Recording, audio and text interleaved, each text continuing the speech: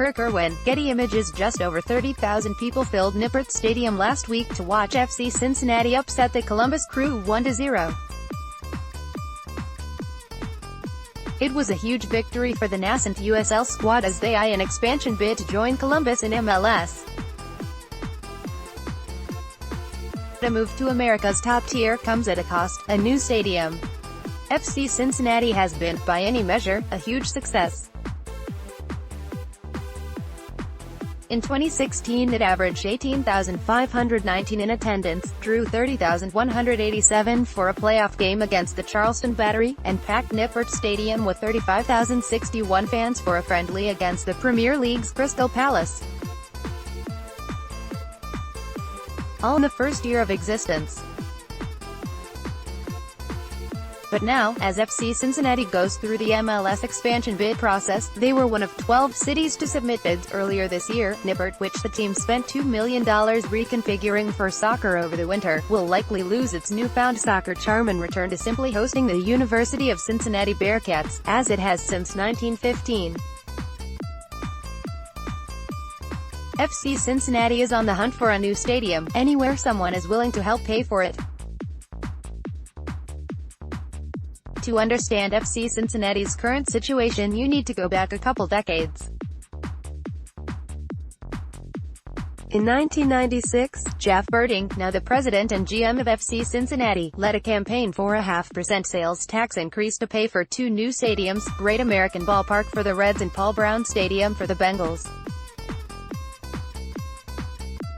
Now, it's largely considered the worst stadium deal in American history. In 2010, Paul Brown Stadium costs took up 16.4% of Hamilton County's general budget. In 2015, the county, per lease terms, had to fork over $7.5 million for a $10 million scoreboard upgrade. So Cincinnati and Hamilton County residents and politicians are probably the last people willing to subsidize another stadium. We are currently owner of two sports stadiums, which I've never felt that should be a core function of our county government. County Commissioner Chris Monsell told Deadspin. Owning sports stadiums is not a core county function. For me it's very problematic to go off and say we're gonna own a third one. I got two. I don't need a third one. Jeff Coppell, a member of the somewhat controversial coalition opposed to additional spending and taxes, COAST, and the newly formed, and aptly named, No More Stadium Taxes, has been vehemently against stadium welfare for years, dating back to his college days in Columbus, when the Blue Jackets were courting the city for a publicly funded arena. People in this county are fed up with paying more money for stadiums, he said. I have a hard time seeing anything like that happening on this side of the river,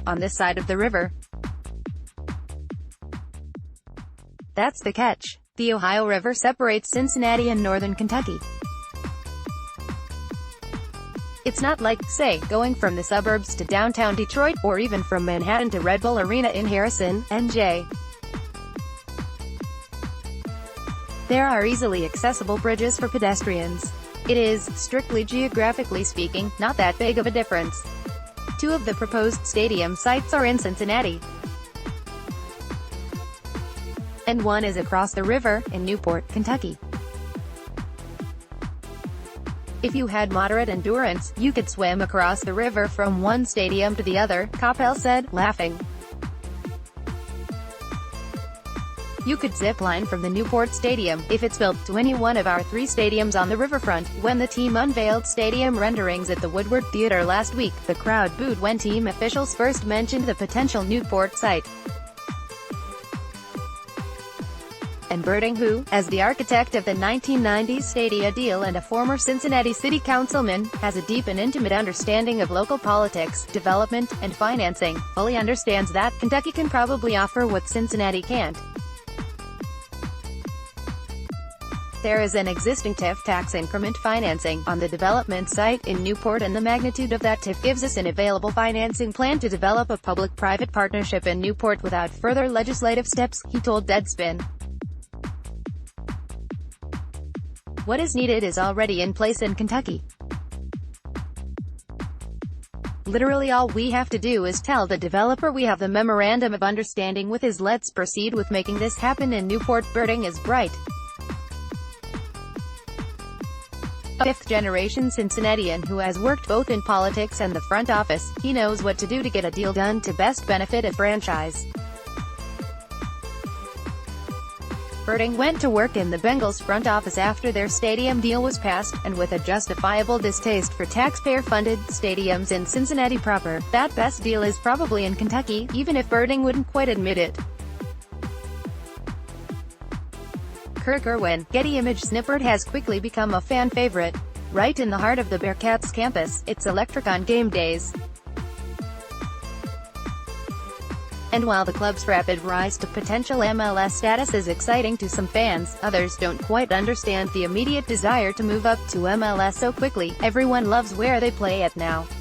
Chris Mucha, a 37-year-old resident and father of 3, told me. It's exciting. They have a lot of walk-ups. Overall a great experience. I guess I always knew the day would come when this would happen.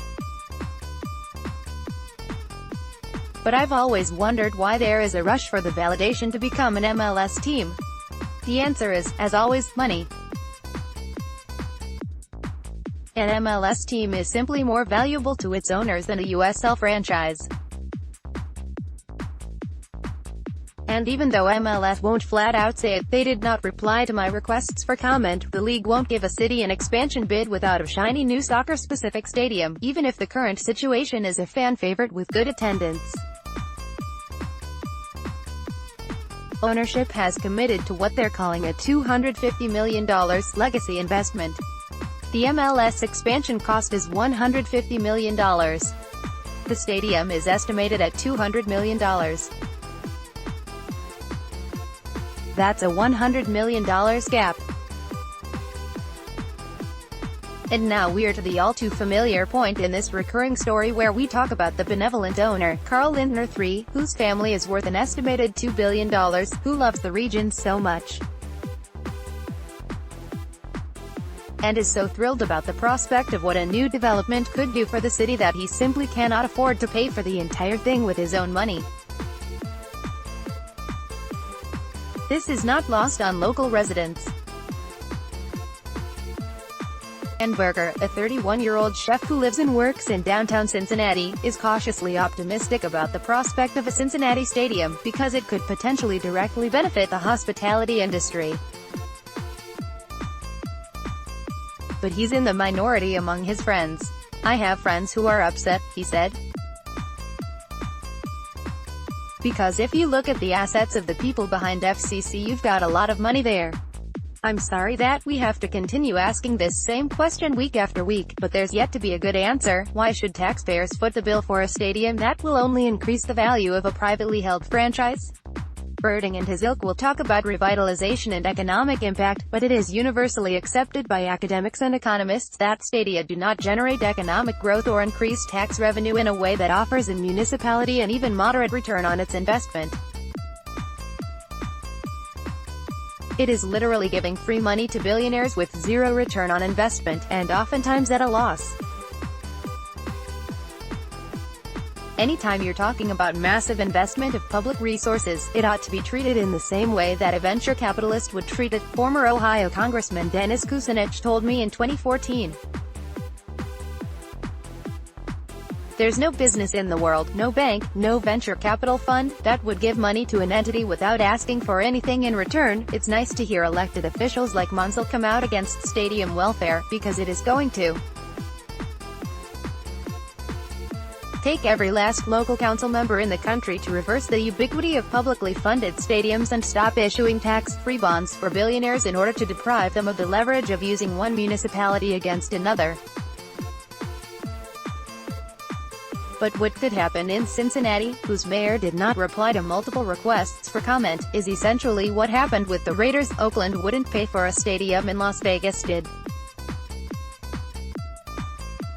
Cincinnati is fed up. Kentucky isn't. which is why it is almost a foregone conclusion that FC Cincinnati will end up in northern Kentucky. If for some reason we can't acquire property, or if it doesn't work from a financing perspective or from the political perspective, there isn't the goodwill, we would look to do that with no regrets, Birding said, when asked if the team would happily set up shop in Newport.